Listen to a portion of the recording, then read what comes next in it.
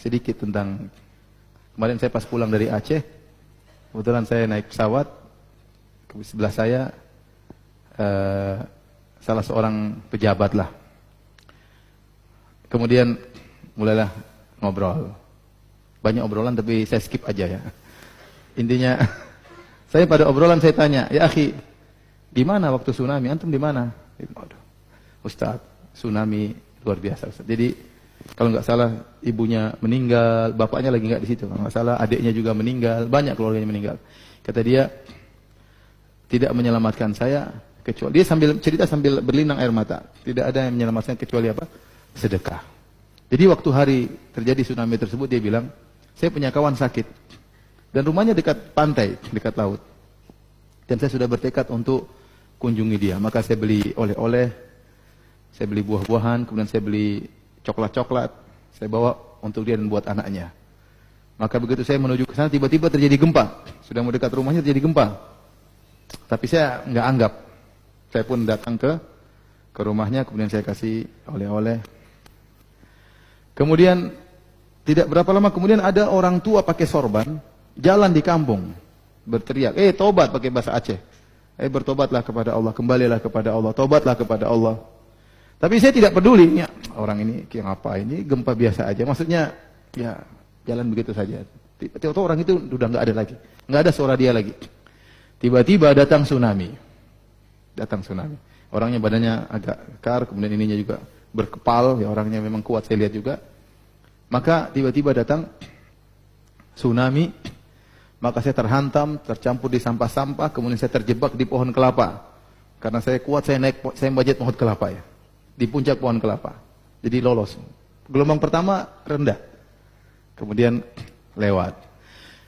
Dasar saya agak nakal, dalam hati saya itu ngomong, mau gempa, memang bisa sampai ke saya gitu. Saya di atas. Dia bilang gitu dalam hati dia. Dia tidak ngomong dari dalam hati aja. Tiba-tiba bunyi. Kata dia bunyi seperti bunyi kerupuk dihancurin. Kayak kerupuk. Ada bunyi gemuruh dia dengar. Dan dia bilang dalam hati saya bilang, sampai di mana sih kamu air? Subhanallah, datang air kedua, akhirnya hantam dia. Sampai atas kelapa dia masuk. Karena dia kemudian masuk ke dalam, di bawah dasar. Saat itu dia langsung bilang, ya Allah, ampun ya Allah, ampun, ampun, ampun. Begitu dia ngomong seperti itu, mungkin dalam hatinya dia ngomong seperti itu, subhanallah maha mendengar, bahkan bukan suara lisan, suara hati pun Allah apa? Dengar. Tiba-tiba dia diangkat oleh Allah, diangkat, dan dia bilang ini saya selamat karena sedekah, karena saya datang benar-benar niat mau kasih sedekah apa? Jenguk orang sakit yang kasih sedekah sama dia. Kemudian saya diangkat, tahu-tahu saya dilemparkan di atas spring bed besar, diterapung di atas air, saya terhantam di atas spring bed tersebut. Di ujung spring bed ada kalajengking, ada lipan, ada ular. Jadi ini spring bed, saya di ujung, kalajengking di ujung situ. Sama-sama pengertian.